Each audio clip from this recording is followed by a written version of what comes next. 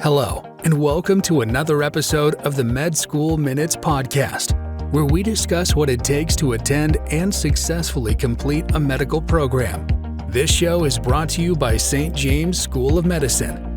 Here is your host, Kaushik Gua. Thank you so much for joining us for another episode of Med School Minutes. Today we had Dr. Gonzalez and Dr. Gwen with us, who are faculty and resident at Rush Esperanza, and they're here to tell us more about the program. So without further ado, we'd like to welcome both of you to the show. We'd really appreciate it. So Dr. Gwen, why don't we start with a little bit about your background, what you're doing right now, and then we'll move over to Dr. Gonzalez. Sure. I'm a family medicine physician, and I'm core faculty at the Rush Esperanza Family Medicine Residency program. We are a brand new program that just opened this year. Oh, wow. And how about you, Dr. Gonzalez? So I'm one of the residents of the new first inaugural class of this program.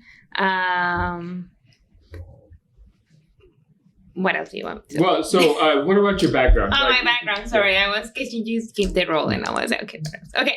So I'm originally from Puerto Rico. Okay. I went to medical school at Guadalajara the first year and a half, and then the rest I did it in Vegas and UNLV. Okay. The clearships. And after that, I have been all my life very scientific. So I did a postdoc, if you want to call it like that, a clinical trial. And now I'm here in residency. Okay. Well, congratulations. Thank you. So one question that I have for you is, what really attracted you to apply to the Rush Esperanza program? Actually, it was very last minute situation because since my friends know, I was, I think, done with interviews and residency applying programs in early January, and then my last interviews were like ending January, so I was kind of done. I was okay, it's my last one, I'm done. But then my friends, who most of them went to residency here in Chicago, they heard about the program. They knew that was coming and it was going to start now. And the chair of the program is Dr. Rush. He's very known for his research and, you know, the type of family doctor he is. And they were telling me that I should apply to this program because it would be a great fit for me because how I see science and medicine or whatever. So I listened to them because they know me. And if your friends are telling you something like more than once, then it's like, you know, to do it and listen to it, right? So I applied to the program in January. I interviewed, I fell in love with like the connection with my program director, and Dr. Rush was like, great. And I'm like, okay, I'm in, to the point that I changed my ranking list and I put them first. So here I am. Yeah. That's awesome. Yeah. So Dr. Gwen, according to you, what makes the Rush Esperanza program stand out? Yeah, I mean, I think there's a few things. So we are a teaching health center program, and I don't know if people know what that is, but they are specific training programs that are designed to train physicians to work in primary care settings. So they're more community-based as opposed to like hospital-based, like a lot of residency programs are. And a lot of them are also based out of community health centers. In particular, like Esperanza is a federally qualified health center, or an FQHC, which is a federally funded like medical clinic or medical center that works to serve underserved areas or underserved populations. And they are required to be able to treat all patients regardless of their ability to pay.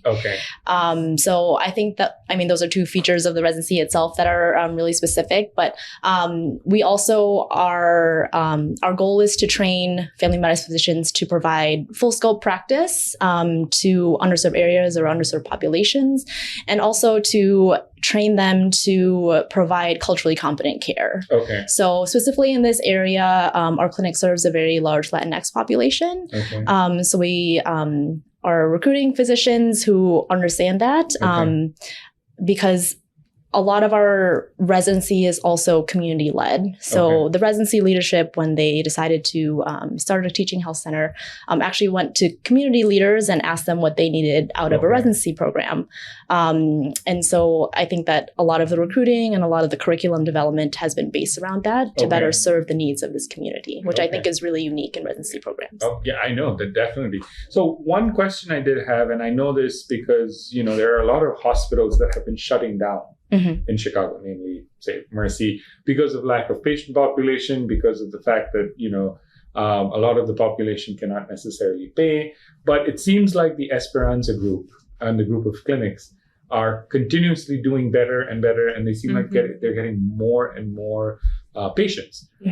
How or why would you attribute that success versus, say, Jackson Park, which is potentially losing patients, or Mercy, which actually shut down early last year?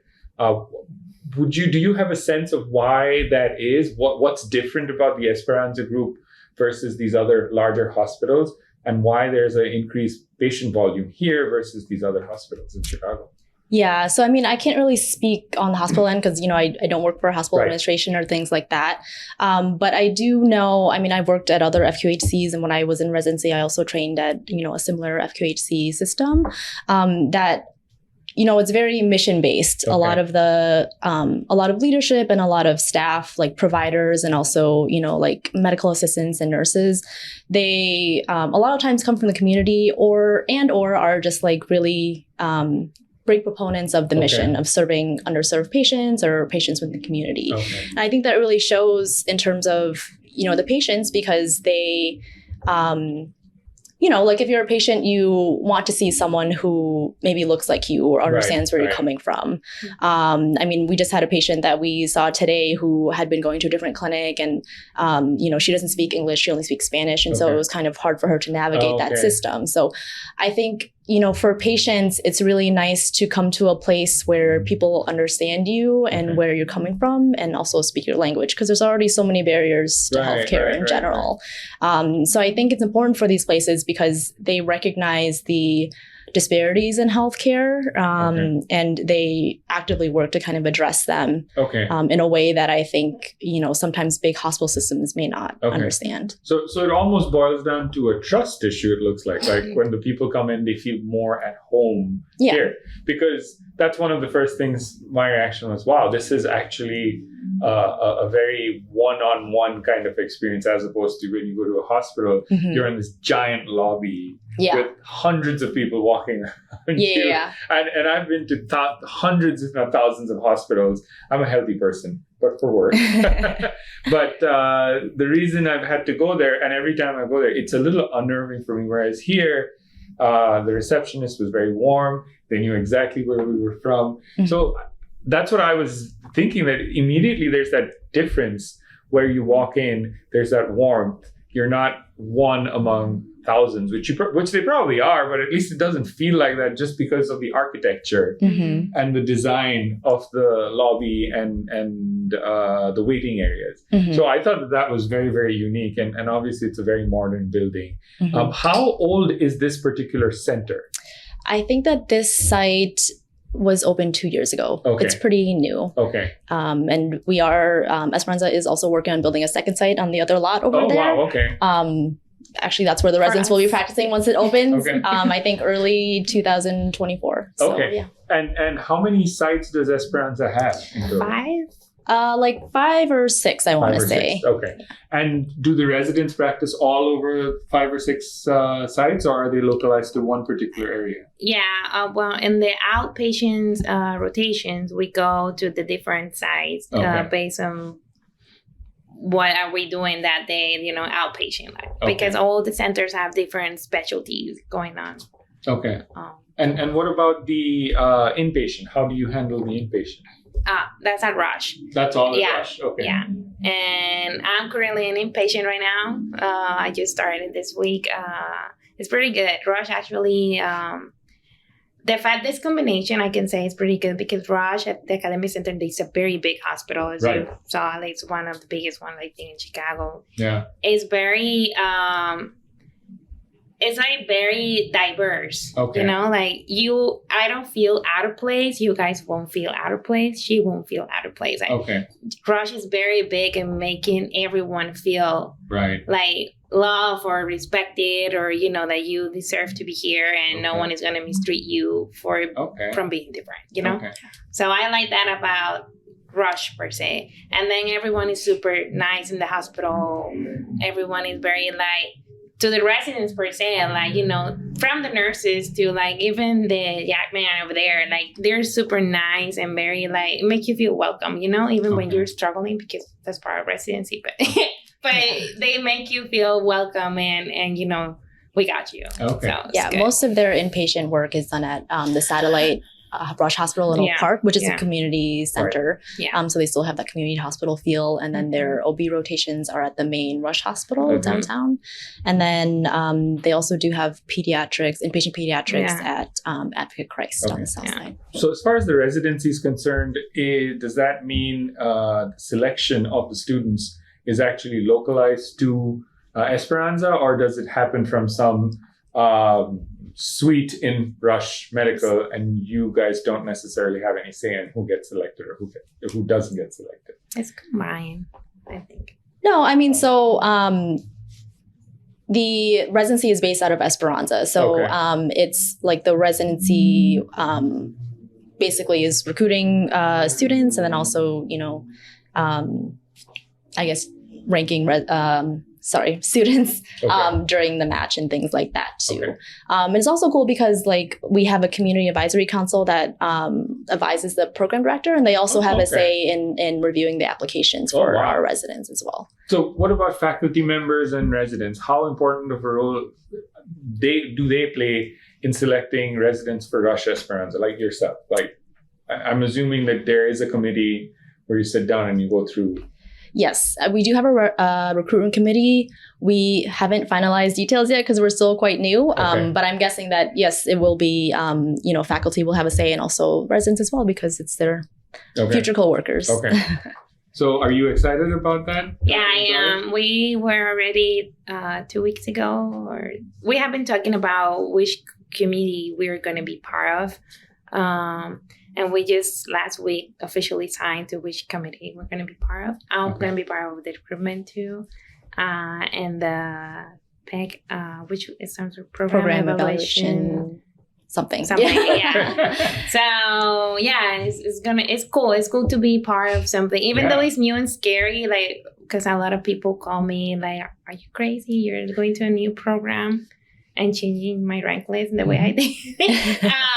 But it's good to, you know, to like, for example, me as a Hispanic person, in a place like this, being able to create something that is gonna make my mom or one of my family members come down and be taken care of, because, you know, I don't come from a like family with like a good like quality of life. Or I'm not saying that I had bad, but, you know, like we struggled, and I know what it's to, you know, feel like like the minority stamp, you know. So it's like it's cool. It's cool to be part of something that you want to get what you wish like you were. You're making history. That in and of itself is a big deal. It's cool. So as far as the selection process is concerned, how is the program planning to actually accept students? Are they planning to go through the match? Is it going to be off match? What's the plans for Rush Esperanza? It's through the match. Through the match. Mm-hmm. So this is the first year you guys are going to be? No, we actually entered the match last year. Oh, okay. Mm-hmm. And, you know, Dr. Gonzalez mentioned people mentioning that this, just because it's a new program, it may not be the best or the best experience. Mm-hmm. What are your thoughts on that, Dr. Gwen? Is that accurate? Is that a misconception that most people have out there? How would you characterize it? So, I mean, like when I was also applying to residencies, I know that I also had the same preconception. And I know it's like scary because you don't know how residency is going to look like. But I do think that this residency has a lot of support from Rush. And I think that, both Rush and Esperanza are pretty well-established medical organizations here in Chicago. I mean, Esperanza has met a lot of like quality goals in terms of FQHCs and serving the community, and Rush as well. And so I think there's a lot of support on those organization side. But also the like executive residency leadership has also had experience with other Rush residencies as well. So there's a lot of support from both organizations. So I mean, I've never worked at a new residency before, so I can't compare it. But I mean, it seems like, things are running pretty smoothly. And I think the residents, I mean, I'm not a resident, so I can't say, but I think that they're having a pretty good educational experience and things have been going pretty well from my end. And Dr. Gonzalez, obviously I'm assuming you're still in touch with a lot of your naysayer friends who told you not to come here. What is your reaction, or what is their reaction when you talk to them about your experiences here? Well, some of them, some people said to you, hey, you need to apply to established program because then you can talk to the residents directly and you know what you're going to get, what to expect, right? But luckily, I have my roommate from medical school. She went to a new program in Seattle too when she applied. She was not the inaugural class; she was the second class, but it was still pretty brand new program. And she encouraged me to do it. Like she's like, if you feel that's the vibe, because it's not really about the place that you go to when you match. It's like really how you felt that connection during the interview, because it's something to have like a very established name and then you go there and you're miserable, or like, and you don't feel like you belong there or whatever. Mm-hmm. But the interviews really tell you a lot when you're applying. So I just follow my gut and I'm here. And I don't this far I feel good with my decision. I'm not regretting it. Okay. Well, that's and awesome. I think that it helps that like all of us involved in the residency are like really like we really believe in the mission that like as family medicine doctors we can do a lot for the community. We can serve like a lot of underserved patients, address a lot of health disparities, and achieve health equity and social justice that way. Yeah. I'm sorry, let me add something. Everyone involved in creating this this residency program, they're really open to feedback. They're really open. Like, we're not just residents. Like, they're open like to receive what we think about this or that or whatever. Like, all of them are really working towards to make this residency the best they can. Okay. And it's even seen in that providers that we work with at the hospital. Okay. So it's very nice. So, Dr. Gwen, you had mentioned that the Esperanza group is a FQHC. Mm-hmm. Would you mind elaborating on what that really is so our viewers really know what a big deal that really is? Yeah, I know a lot of people may not know what that means. So FQHC stands for Federally Qualified Health Centers. So they are federally funded, like medical centers or clinics that are founded to serve an underserved area or an underserved populations. Okay. And they are required to be able to treat patients regardless of their ability to pay. Right. So a lot of them will have like sliding fee scales, which means that like patient provides proof of income and they pay, X amount for a visit based on what they make. Okay. And I'm assuming that it's not very easy to become an FQHC. No. I have never been involved with that process, but I don't think so. I mean, there are also a lot of clinics that they're called like FQHC lookalikes, where they don't have like the federal funding or the support. But yeah, there's a lot of different things out there. Typically, if you are an FQHC, generally speaking, the organization has to have a lot more stability or a proven track record and a lot more stability for the government to come and start supporting you and backing you. Is that right? Correct. Yeah. So typically that would mean that if Esperanza is an FQHC and they have a residency program, this is a lot more stable organization and a lot more stable program compared to a random hospital or a random clinic starting. Yeah, I would say so. Okay. Yeah. And is there any difference between an FQHC and an ACO? Would you know the answer to that? What is an ACO? It's a affordable care organization. I don't quite know if there would be a difference. Okay. I've never heard of that before. Oh, so. okay. Well, from my end, I didn't know that Chicago actually had any FQHCs here. Oh, there's a lot. There are? Yeah. Okay. There are also there's also 2 residency programs like similar to ourselves, teaching health center programs in Chicago based out of FQHCs as well. Oh, wow. So, yeah. That's excellent. And as far as the number of applications that you're looking for the residency cycle this year, how many, are there any specific numbers? Are you welcoming anybody to apply, or what's the modus operandi for selection for you guys? Are you guys going to stop the application process or not consider it after you hit, say, 1,000 applications or something like that? Yeah, I don't quite know if we have discussed that yet, but I mean, we're looking for candidates who, of course, believe in our mission, who have interest in family medicine, interested in working with underserved populations, in particular ours, which is a large Latinx population, who have proven academic success. And then also we would also prefer candidates who have working proficiency in Spanish, because a lot of our patients, don't speak English as well. But if the candidates don't speak Spanish, is that a closed door for them at that point? I wouldn't say it's a hard closed door, but we do prefer it, because it would be kind of hard to connect with our patients and see our patients otherwise. Does your program, so suppose someone who believes in the mission is an excellent candidate and their Spanish is rusty or nominal? Yeah. Do you have any fast track conversational Spanish programs here while they're going through the residency so that they can tack on to get more proficient? Is that a possibility at all? Yeah, I think they're at Rush. They do have someone that I don't know if does lessons or, does has support for that. So we do have support for that. Yeah. Oh, okay. And as far as I'm sure you've heard that the USMLE Step 1 has become pass-fail.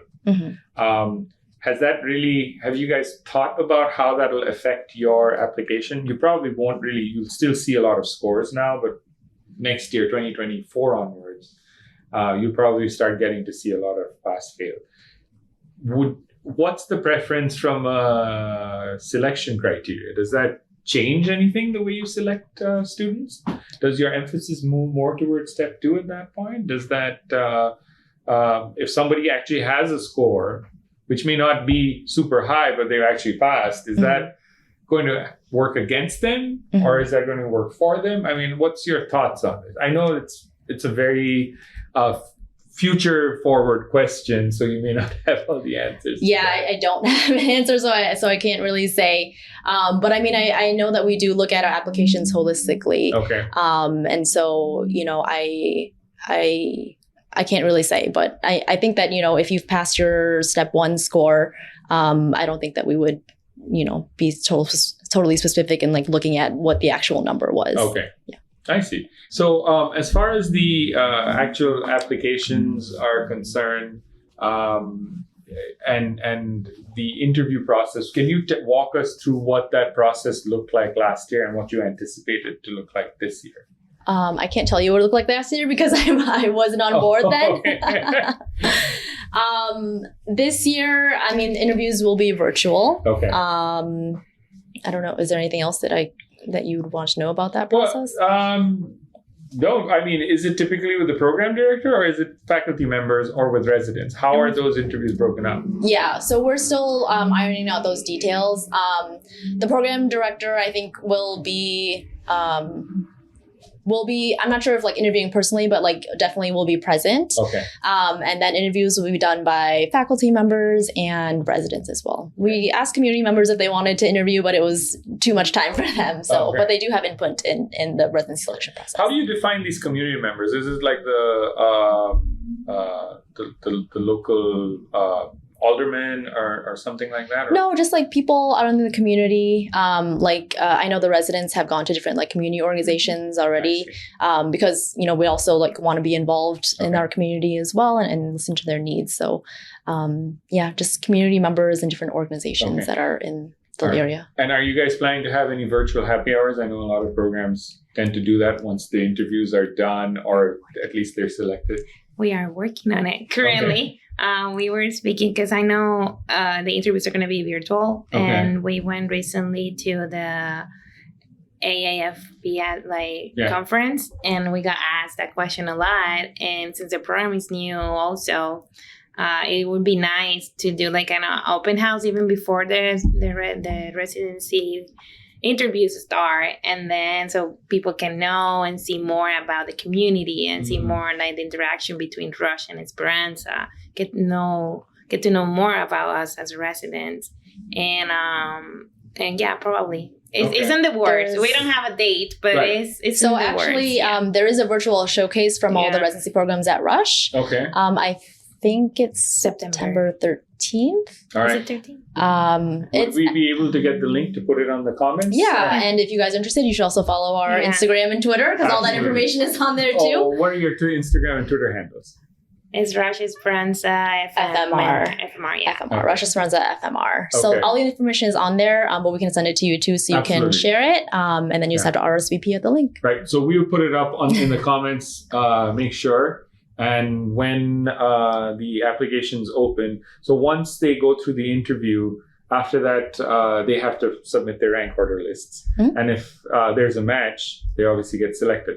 What about Canadian students? Or other international students, would you guys be open to doing visas? Unfortunately, we are not accepting visas, but we are open to IMGs. Okay. Oh, that's awesome.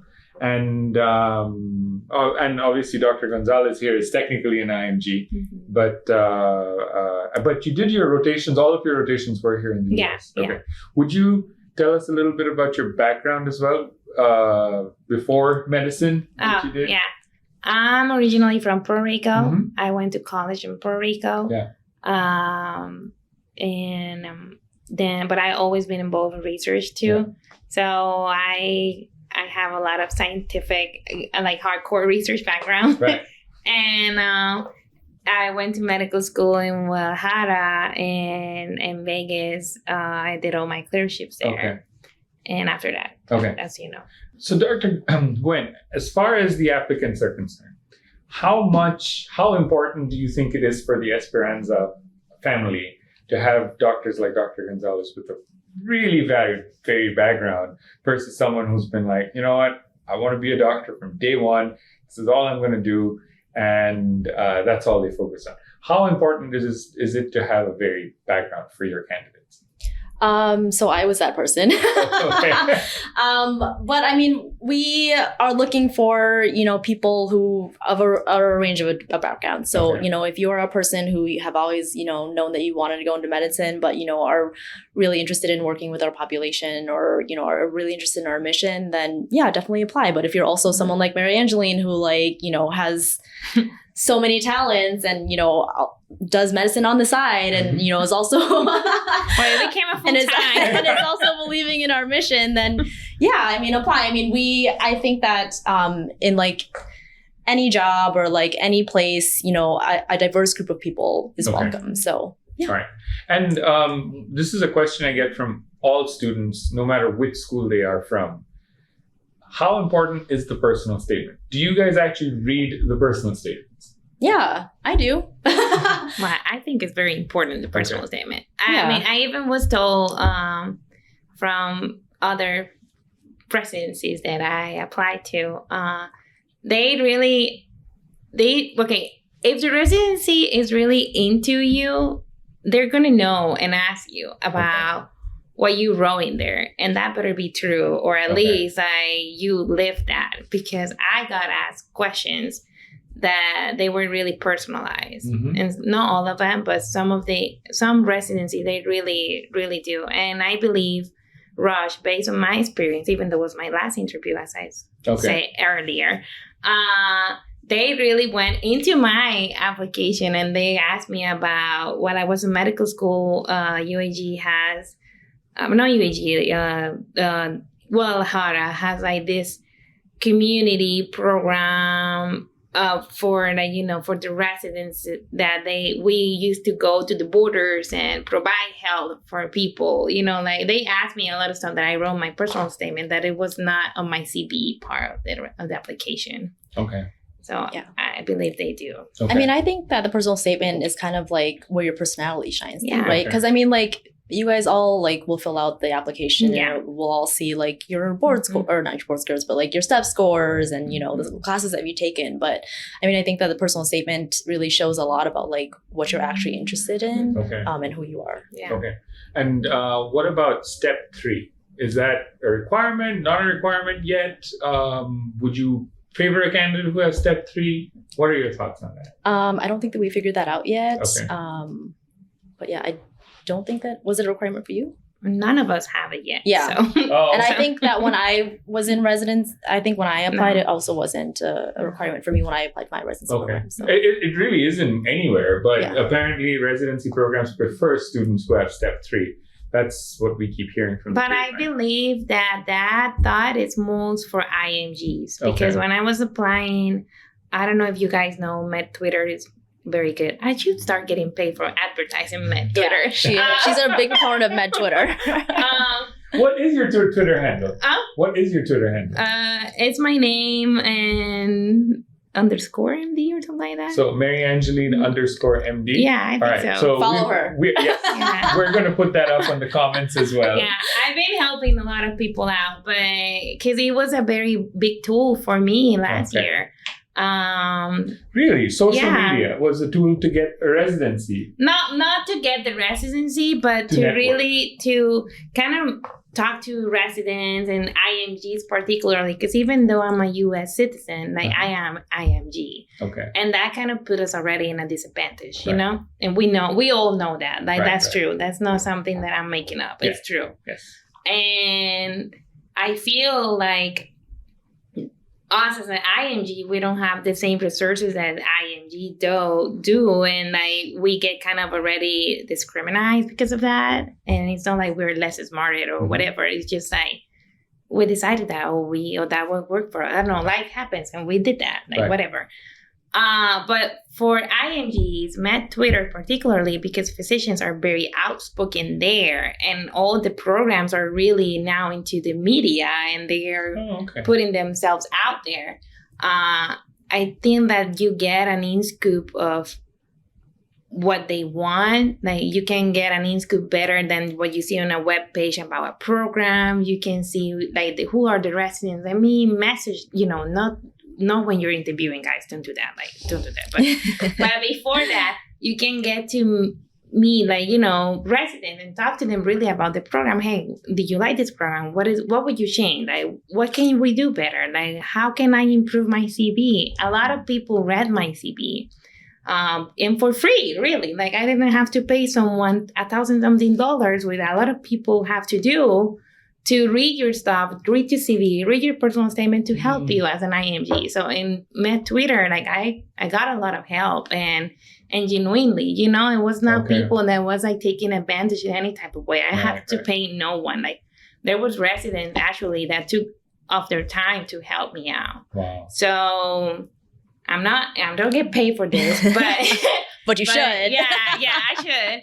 But it was really a big help, and for IMGs particularly, they are really out there, and they're really out there like to help. And I'm not as active as I was before because for obvious reasons, but I am helping like these applicants right now that they didn't match last year, and I give them tips of what to do, what not to do, what worked for me. I look at their CVs and how it was done for me. Let's improve this. Let's do this. Get your application better. So the fact that you're an IMG doesn't take out for what you bring to the table, and it shows there. All right. Yeah. If we do put up your Twitter handle, which we already promised you will, yeah. we're going to get a lot of requests. No, like that. I'm already. I helped one of my friends to match recently. Okay. So, and she didn't match this year, and she just got the spot in I forgot where. I told you I forgot. It's just right here under us. I don't know. I don't remember. Oh, in Chicago. That's great. No, not Chicago. Oh. It's as I forgot. I think she means on the map. She's right. Yeah, I'm like on the map. She's on the border over there. Okay. It's close to me. Okay. But for example, she has 2 kids and she has twins, and she had to take time off as an IMG. Do you follow me? I think you do. Okay.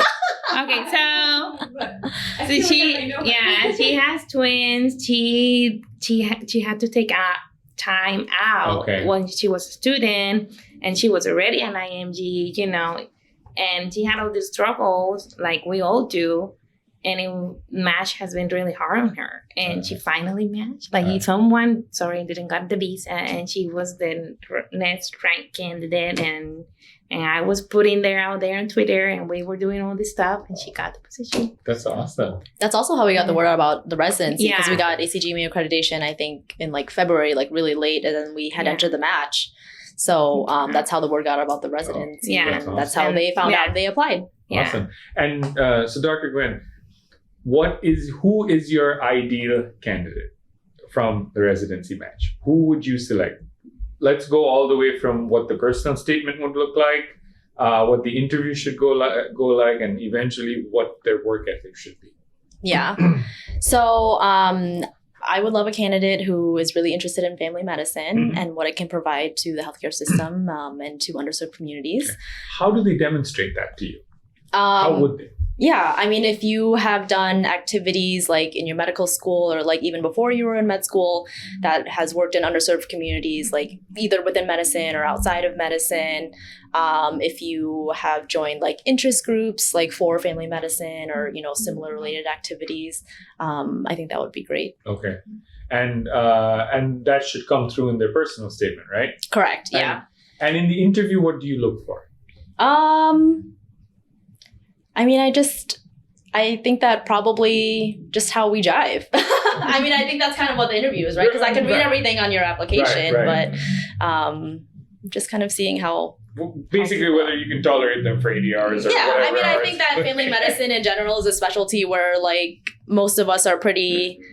cool, I guess, or we're pretty easy to get along with. So, yeah. I think that's what... No shame to other specialties, but I think, we all have our own personality, and I think, family medicine is pretty chill. And what about work ethic wise? What are you looking for in the candidate once they actually start working? I mean, obviously you don't want a candidate who starts and you're like, oh my God, what did we just do? Yeah. What kind of a work ethic are you looking for from the work standpoint when they actually start working? What is your, oh my God, this guy, I'm so lucky I hired this guy or girl or person. What would be that candidate when you see them work, you're like, yeah, good hire right there. Yeah. I mean, I think that, if you have been competent in your academic studies in the past, that's a good sign. And then also with all residents, we don't expect you to know everything, but if you're motivated to learn and motivated to do the best that you can, to be the best doctor you can and to serve your patients, I think that's really important. Okay. Awesome. Well, I mean, that's, thank you so much for both of your times. We really appreciate it. Before we leave, if you guys want to give any shout outs to anybody in the Esperanza team or where the students can go ahead and apply, please go ahead and mention that. I guess shout out to the rest of our residency leadership and all the residents that, couldn't join us today. So give us a follow on social media if you just want to see what we're up to or you're interested in applying to our program. I know that, we talked about, new programs, being kind of an uncertain thing, but I really do think that this program is succeeding and will succeed even more. Yeah. And, we'll create great physicians that will be leaders within the workforce and do great things and change the world. Okay. One final question. Once the residency is done, how important is it for the Esperanza team to keep that physician? They're going to hire us. I'm kidding. Obviously, we would love all of our residents to, stay at Esperanza, but, people have different interests in medicine. So, the goal in general, I think, is to train family doctors to be competent physicians, but also well-rounded physicians who are motivated to address health disparities and to achieve health equity wherever they decide they want to practice in their career. Awesome. Well, thank you so much. We just spoke to Dr. Gonzalez and Dr. Gwen from the Rush Esperanza residency program. They are starting their second year of recruitment, and all the details will be in the comments. Again, thank you both doctors so much for joining us and giving us those insights into the recruitment process. And remember, there is no shortcut to becoming an MD. Thank you so much for tuning into our show. We hope you enjoyed another episode of Med School Minutes. If you like our content, please follow us and receive notification when a new show is posted. This podcast is brought to you by St. James School of Medicine. For a video version of this podcast, please check us out on sjsm.org/video.